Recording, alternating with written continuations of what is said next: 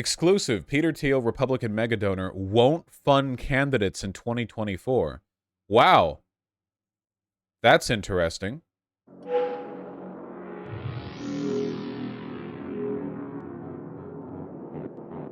Tech billionaire and Republican megadonor Peter Thiel, an early backer of former President... So just so you guys know, okay? This guy is like a whole deep dive. There's probably a Behind the Bastards episode on him. This guy is responsible for, like, basically 90% of conservative infiltration of new media and, like, tech. It's like, if it has to do with, like, tech, cryptocurrency, or anything associated with new media, Peter Thiel has his blood-soaked hands all over it. He's a big fascist, and he's one of those guys who thinks that if he was in control of the world, everything would run smoothly like clockwork. He's a lunatic. He's very powerful. Told associates he's not planning to donate to any political candidates in 2024.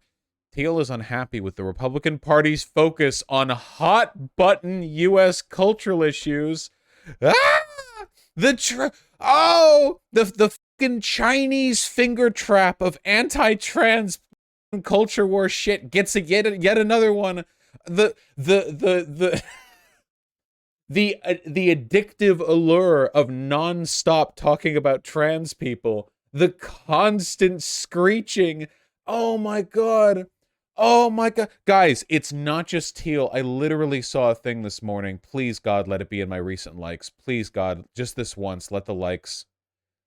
Let the likes show the truth. Yes!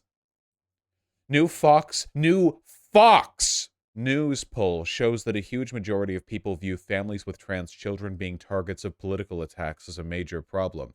Only 15% of people say it's not a problem. This is a Fox News poll. 57% say it's a major problem. 26% say it's a minor problem. Only 15% say not a problem. Fox News poll. The Chinese finger trap of anti-trans politics, okay? It's like they, them pussy, all right? They weren't ready for it, okay? The allure of they, them pussy got them acting strange to begin with, all right? But now they're there in the hospital bed, like Steven Crowder's wife, when pregnant with twins, sans Steven Crowder. Not getting funding from Peter Thiel is such a big deal. So one of the sources citing abortion and restrictions on which bathrooms transgender students can use in school as two examples. Peter Thiel is like, okay, he's not libertarian. I think the best way to describe Peter Thiel is that he's broadly libertarian, but also he wants to live in a society with a God King who controls all decisions, and he is the God King. So it would basically be like, you know, you live under an emperor who, you know, controls everything, but weed is legal.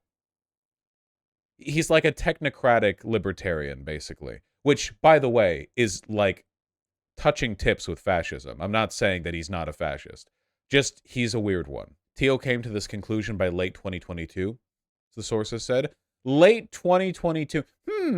What happened in late 2022? A red mirage, perhaps? A really bad midterm performance from Republicans, after which trans issues were declared to be the least important issue to Republican voters?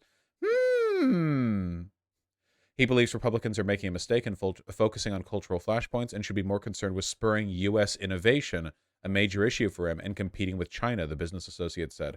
I cannot believe that we're in a situation where Peter Thiel is right. Oh my god. It's like this is the most, like, worst guy ever makes a good point situation in the world. Peter Thiel's like, okay, you guys have to back off the anti-trans stuff because this is insane. We should focus on bolstering our economy. Okay, yeah, the most critical of support. The least support and the most critical, okay? God. Online news site Puck previous word Thiel was most likely either to support Trump or the primary. Thiel declined a Reuters request for an interview. When Thiel spoke at the 2016 Republican National Convention, he had more hope the party would concentrate on economic issues. I'm proud to be gay, Thiel said on stage. Oh yeah, he's gay. Most of all, I'm proud to be an American. I don't pretend to agree with every plank of our party's platform, but fake culture wars only distract us from our economic decline. And nobody in this race is being honest about it except Donald Trump. And then Donald Trump fell in line and did the exact same dumb culture war shit that everyone else did. Yep. a fortune of 4.2 billion. He's contributed around 50 million to state and federal political candidates and campaigns since 2000, and he was the 10th largest individual donor to either party in the 2022 midterm congressional elections. Oh, no, no. That was the one he sunk the most money on? The one where yeah. Oh, man. I wonder if he was giving it mostly to candidates who were less, like, culture war-y? I'm guessing? Maybe? Several top donors have said they're hesitant to support Florida Governor Ron DeSantis.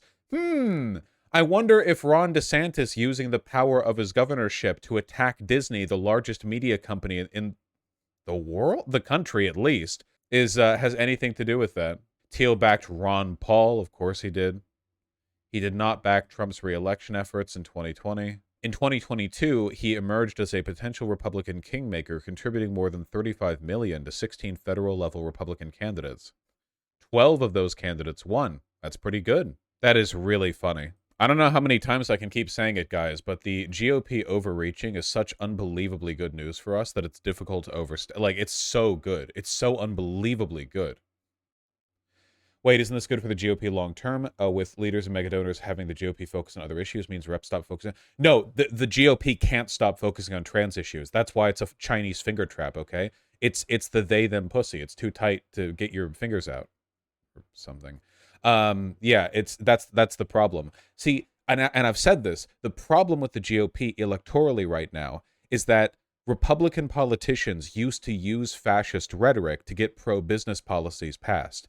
Now they're trying to use pro-business rhetoric to get fascist policies passed. They've switched priorities. The MAGA crowd, Donald Trump, Ron DeSantis even, you know, the GOP broadly, are now more committed to the persecution of minorities than they are to running the country, you know? And for that reason, they can't back out. Like, fascism doesn't do half measures. Fascist parties, groups, militias aren't great at taking a stock of the situation and going, well, rationally, I believe we should, you know, dial it back. You know, they don't do that. An inability to assess the situation is like a key component of fascism. They're really bad at it. I think they're really digging themselves into a grave here. I hope. It's going to get worse before it gets better.